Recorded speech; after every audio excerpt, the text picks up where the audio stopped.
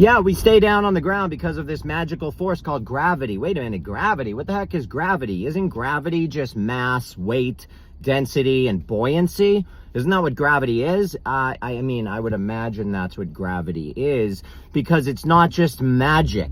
It's not just magical, okay? It's not just a magical invisible force. There are explanations for all of these things. And when you realize that, and when you put childish fantasy aside, and you take things, you know, and you break them apart and you figure them out, you would understand that gravity, the reason why things fall, is because this item here is more dense, has more weight than the air around it. That's the reason it falls, not because of magical gravity. Okay, do you understand? So when I try to learn something, I try to understand it.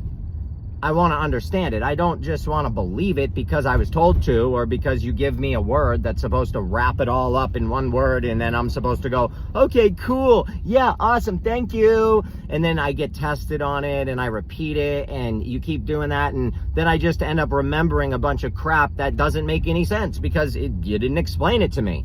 That's no good to me, okay? I don't want to believe it because you told me to. I want to believe it because it makes sense.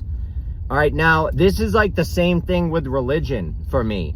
And I'm a Christian. However, I do not believe that Jesus is going to come back from the dead. I don't believe that, because that is necromancy, okay? Number one, that's necromancy. Number two, that's really paganism. However, the word pagan means villager. I'm not going to get into that right now.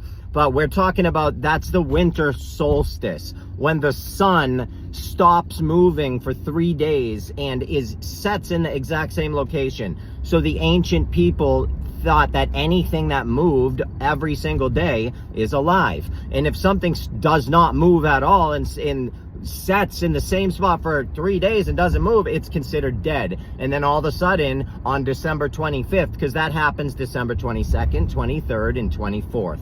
And the rest of the year, it moves. Every single day, it sets in a different location. Except, for, like I said, for those 3 days. So on December 25th, when the sun begins to move again, the sun is born. Yeah, so, you know, all this stuff is literally sun worship, okay? This is why there are so many sun gods with identical life stories as Jesus. And when people tell me, this is New Age, you're like the New Age, that's Satan worship. No, it isn't. That's called history. It just is what it is. There are many cultures and civilizations for thousands and thousands and thousands and thousands and thousands of years that had a god that would, you know, die at 33 years old, and he would travel the world and learn different things, and his father was a carpenter, and he was born of a virgin, and he was crucified on a cross and resurrected and all that. The story's the same. All throughout history, over 26 times that story's been told. Before Jesus. You have to understand, we're talking about the winter solstice. We're talking about the sun in the sky. Now, you want to get even deeper. The Greeks and all, you know, all these ancient people, they used to take the human head and cut it open and try and look inside and see what's going on inside. They realized that, wow, inside the human skull, in the brain, there's another brain looking thing. It's crazy. And that's called a hypothalamus, okay? And within that, there is a structure that looks like a little man sitting on a throne. And that would be the seat of God. Leonardo da Vinci has painted pictures of this, okay? And within that, in the center, is the pineal gland, okay? The pineal gland is a gland inside your brain that excretes an oil. The word for oil in Greek is Christos. Christos means oil. Christos is where you get Christ. Christos is Christ. So Christ is the oil that drips out of your pineal gland. Now, when does your pineal gland produce this oil? Well, scientists and other people have linked this to the sun. So when the sun in the sky goes over and hits your pineal gland is supposed to excrete an oil that dripped down your 33 vertebrae, because they understood that we human beings have 33 vertebrae.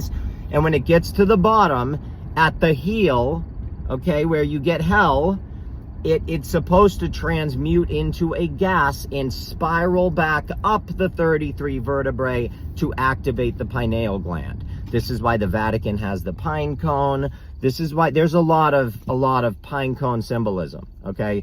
The serpent going up the tree, you've seen this many times, or the caduceus, that's another symbol of the serpent wrapping up with the two heads there.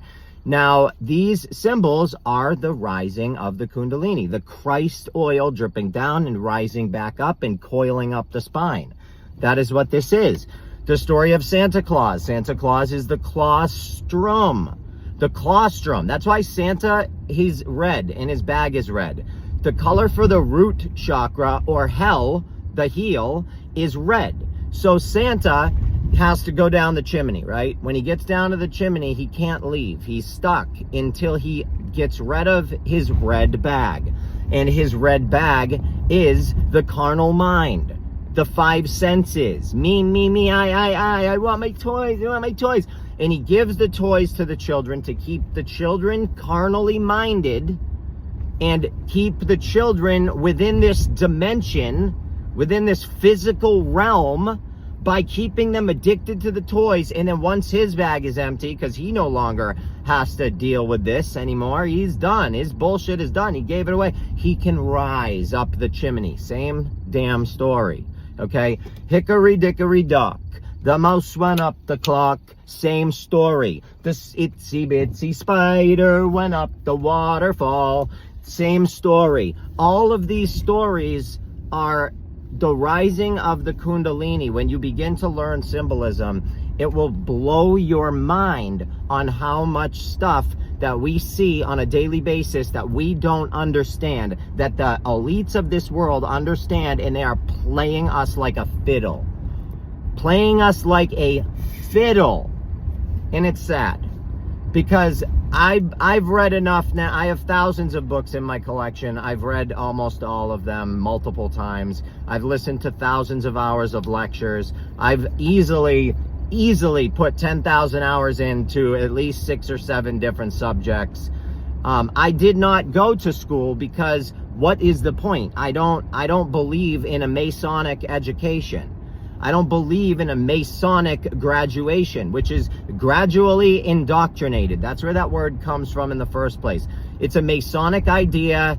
It's a cult. It's super Masonic occult thing, school. Okay, it goes after the College of Cardinals, La Collegia or something, and that's where you get this whole thing. The word universal.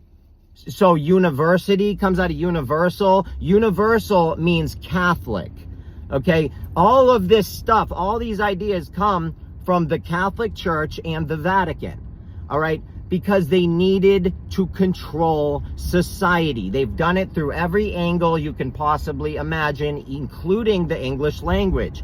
And through schools, through secret societies, all of it, man.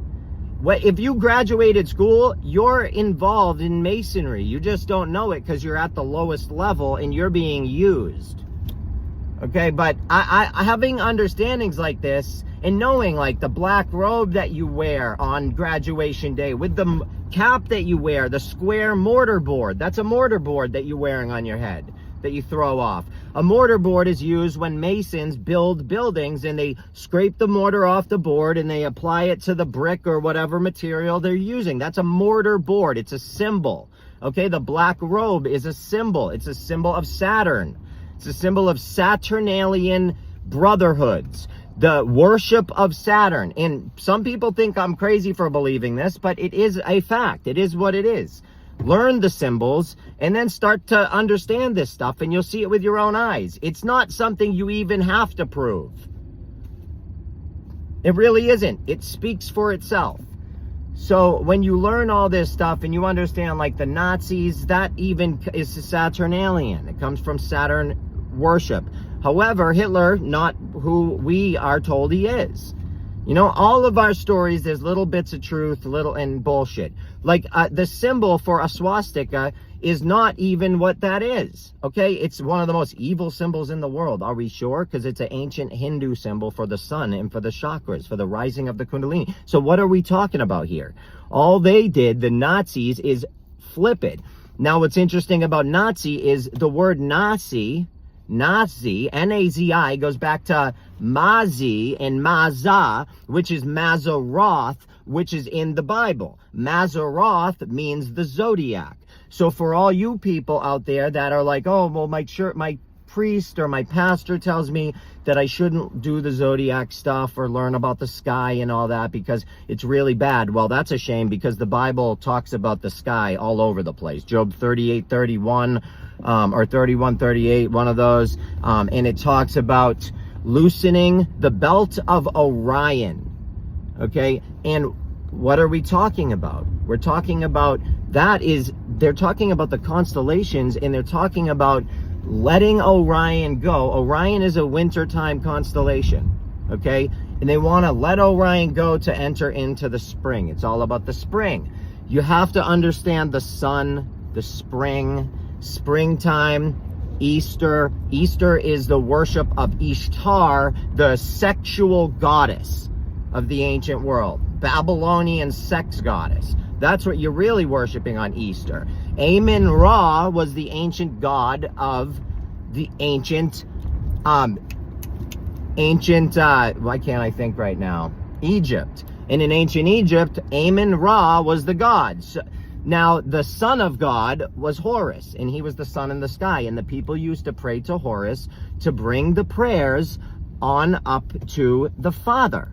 And in order to do this, they would call on Amen, because Amun-Ra is the name of the Father in the ancient world. So not only would the ancient people would watch Horus, the sun, rising, and that was where you get horizon, but Horus would rise and bring, before he would die, and in the ancient world, they would live on the east and die on the west of the Nile, and that's because the sun rises on the east and sets on the west. And when the sun sets on the west and goes away, the sun goes through the underworld, okay, where it has to battle its archenemy and all of this stuff. Set.